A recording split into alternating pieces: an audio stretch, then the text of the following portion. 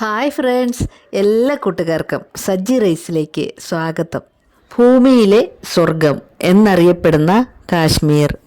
കശ്മീരി ജനതയുടെ ട്രഡീഷണൽ ഭക്ഷണ രീതികളും അതിമനോഹരമായ ഗുൽമാർഗ്, ദൂത്തുപത്രി സ്ഥലങ്ങളിലെ കാഴ്ചകളുമാണ് ഞാൻ ഈ വീഡിയോയിലൂടെ നിങ്ങളുമായി ഷെയർ ചെയ്യുന്നത്. അപ്പോൾ നേരം പുലർന്നു വരുന്നതേയുള്ളൂ. മാർച്ച് മാസം ആയെങ്കിലും നല്ല തണുപ്പാണ് കാശ്മീരിൽ.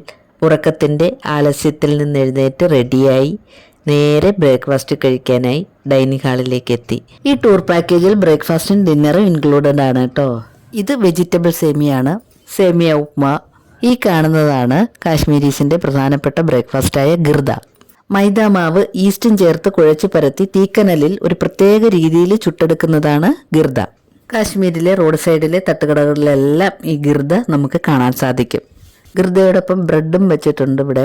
ഇത് കടലക്കറിയാണ്. അപ്പോൾ ഇഷ്ടമുള്ള ബ്രേക്ക്ഫാസ്റ്റ് ഒക്കെ കഴിച്ചിട്ട് നമ്മൾ ഗുൽമാർഗിലേക്ക് പോകാൻ റെഡിയായി.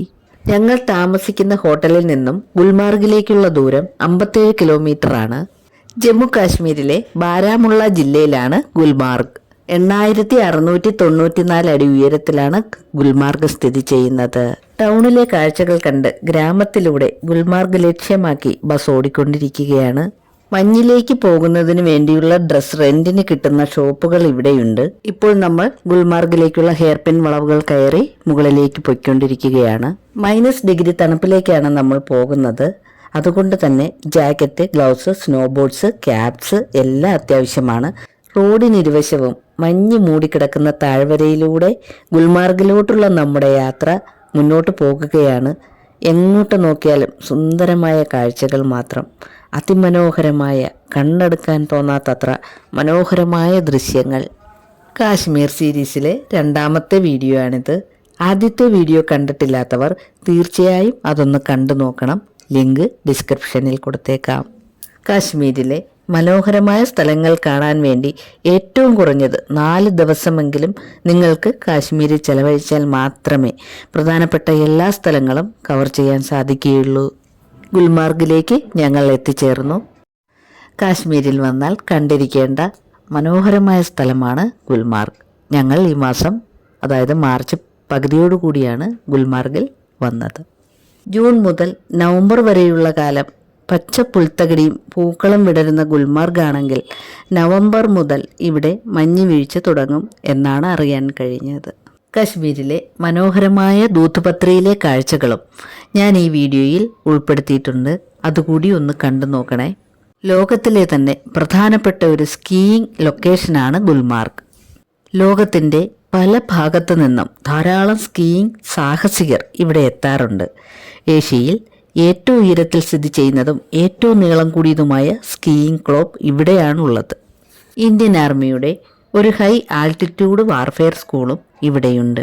1948 ഇത് നിലവിൽ വന്നത്. കേബിൾ കാറിൻ്റെ ബേസ് സ്റ്റേഷനിലേക്കാണ് ഞങ്ങളിപ്പോൾ പോകുന്നത്. കേബിൾ കാർ റൈഡിന് 2 ഫേസുകളാണുള്ളത്.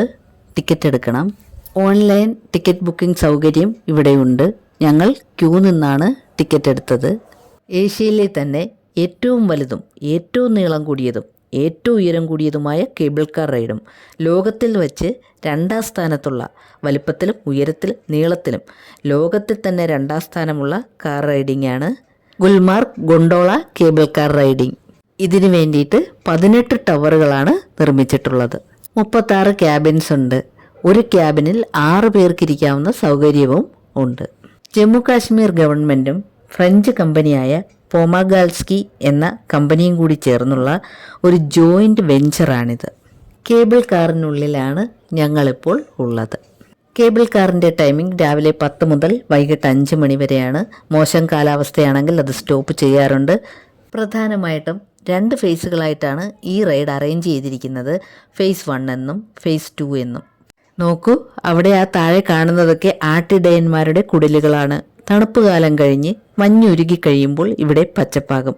അപ്പോൾ അവർ ആടുകളെയും കൊണ്ട് ഇവിടെ വന്ന് താമസിക്കും. അടുത്ത മഞ്ഞുകാലമാകുമ്പോഴേക്കും താഴ്ന്ന പ്രദേശത്തേക്ക് താമസം മാറും.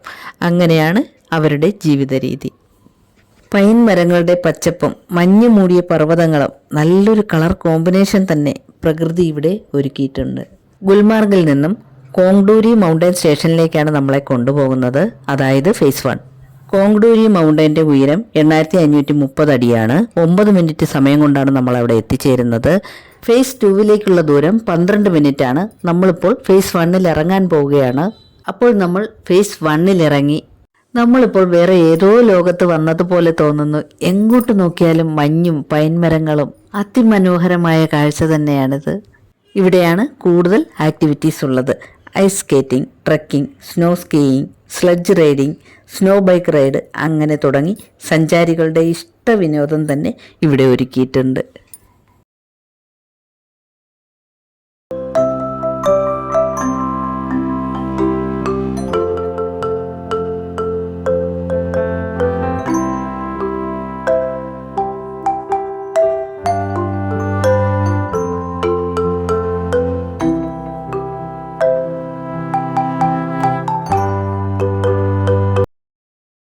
മഞ്ഞിൽ കൂടി കുറേ ദൂരം നടക്കാൻ വയ്യാത്തവർക്ക് വേണ്ടിയിട്ടുള്ളതാണിത്.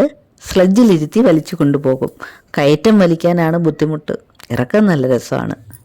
ആ സ്ഥലത്തുള്ള ആൾക്കാരും ഇതുപോലാണ് യാത്ര ചെയ്യുന്നത്. ഇപ്പോൾ ഇത് ടൂറിസ്റ്റുകളുടെ മെയിൻ അട്രാക്ഷൻ കൂടിയാണ്. ഇവിടെ പുതുതായി ആരംഭിച്ചതാണ് സ്നോ ബൈക്ക് റൈഡിംഗ്.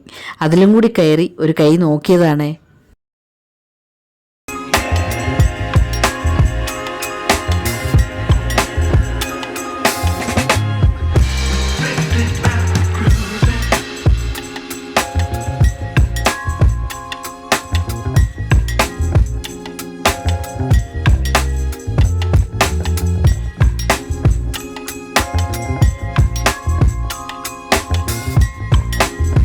നമ്മൾ ഫേസ് 2വിലേക്കാണ് പോകുന്നത്. കേബിൾ കാറിനുള്ളിലാണുള്ളത്. ഫേസ് 1ലെ ആക്ടിവിറ്റീസ് ഒക്കെ കഴിഞ്ഞു. ഇനി ഫേസ് 2വിലേക്കുള്ള യാത്രയാണ്.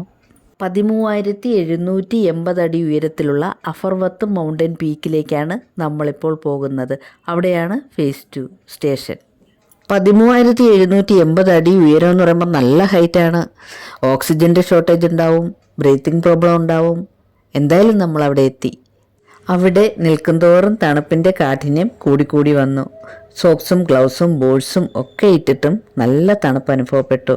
കുറച്ച് സമയം അവിടെ ചിലവഴിച്ച ശേഷം ഞങ്ങൾ തിരിച്ചിറങ്ങിയപ്പോഴേക്കും മഴ പെയ്തു തുടങ്ങി.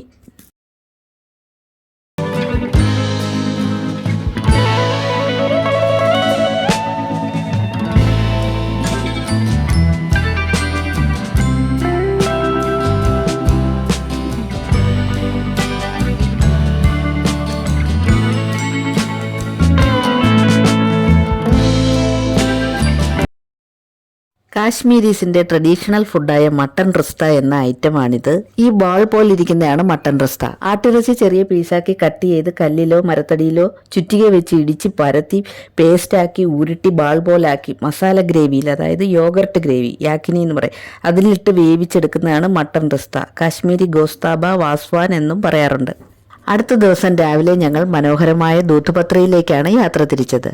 കശ്മീരിലെ ബഡ്ഗം ജില്ലയിലുള്ള ഖാൻ സാഹിബ് ഏരിയയിലാണ് ദൂത്ത്പത്രി താഴ്വര.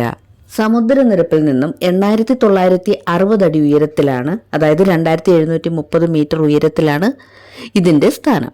ഇവിടെ നിന്ന് 2 കിലോമീറ്റർ ഉള്ളിലേക്കാണ് ദൂത്ത്പത്രി താഴ്വര. അവിടം വരെ പോകാനായിട്ട് ചെറിയ റോഡുണ്ട്, നടന്നു പോകാവുന്നതേ ഉള്ളൂ. എന്നാലും ഇവിടെ വരുന്നവർക്ക് ഏറ്റവും ഇഷ്ടം കുതിരസവാരി ചെയ്യുന്നതാണ്. അങ്ങനെ നമ്മൾ ദൂത്ത്പത്രി താഴ്വരയിലേക്ക് എത്തിച്ചേർന്നു. ദൂത്ത്പത്രി എന്ന വാക്കിന്റെ അർത്ഥം വാലി ഓഫ് മിൽക്ക് എന്നാണ്. പേര് പോലെ തന്നെ മനോഹരമാണ്. പാൽ പതഞ്ഞൊഴുകുന്ന പോലെ തോന്നുന്ന അരുവികളും മഞ്ഞു മൂടിയ മലയോര പ്രദേശങ്ങളും. ഷാലി ഗംഗ, ദൂത്ത് ഗംഗ, ഈ 2 നദികളാണ് ദൂത്ത്പത്രിയിലൂടെ ഒഴുകുന്നത്. അഷ്ടാർ ഗ്ലേഷ്യറിൽ നിന്നാണ് ഇവ ഉത്ഭവിക്കുന്നത്. വർഷത്തിൽ എല്ലാ ദിവസവും ഇവിടെ നല്ല കാലാവസ്ഥ തന്നെയായിരിക്കും എന്നാണ് അറിയാൻ കഴിഞ്ഞത്. ഈ വീഡിയോ കണ്ടുകൊണ്ടിരിക്കുമ്പോൾ നിങ്ങൾക്ക് ഇഷ്ടമാവുകയാണെങ്കിൽ ഒന്ന് ലൈക്ക് ചെയ്തേക്കണേ. അതുപോലെ തന്നെ സബ്സ്ക്രൈബ് ചെയ്യാതെ കാണുന്ന കൂട്ടുകാരാരെങ്കിലും ഉണ്ടെങ്കിൽ ഒന്ന് സബ്സ്ക്രൈബ് ചെയ്ത് സപ്പോർട്ട് ചെയ്യാനും കൂടി മറക്കരുതേ. വീഡിയോ ഷെയർ ചെയ്ത് അഭിപ്രായം കമൻറ്റിൽ കൂടി അറിയിക്കണേ. കശ്മീർ കാഴ്ചകൾ അവസാനിക്കുന്നില്ല. ഇപ്പോൾ നമുക്ക് മനോഹരമായ ദൂത്ത്പത്രി കാഴ്ചകൾ കാണാം.